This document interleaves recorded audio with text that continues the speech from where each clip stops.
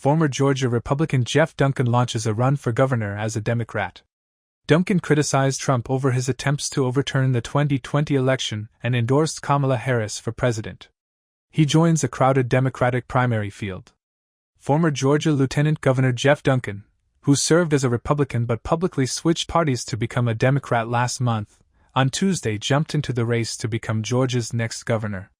"Georgians deserve leaders with the courage to take on Donald Trump and do what's right," Duncan said in a statement announcing his campaign.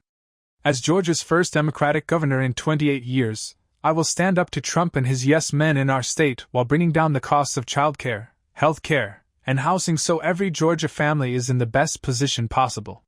That's what Georgia deserves." Though Duncan formally left the GOP just a few weeks ago, he endorsed Vice President Kamala Harris for president and spoke at the Democratic Party's nominating convention in August. Duncan referred in his speech to Trump and his allies' attempt to overturn the presidential election in Georgia in 2020. Joe Biden won the state's electoral votes that year. "My journey started to this podium years ago when I realized Donald Trump was willing to lie, cheat, and steal to try to overturn the 2020 election. I realized Trump was a direct threat to democracy. And his actions disqualified him from ever stepping foot into the Oval Office again," Duncan told Democrats in Chicago.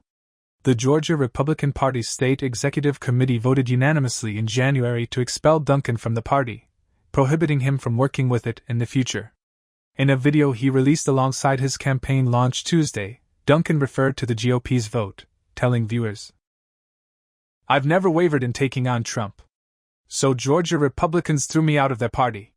I was leaving anyway. Now I'm running for governor as a proud Democrat to focus on what matters most to Georgians," he added.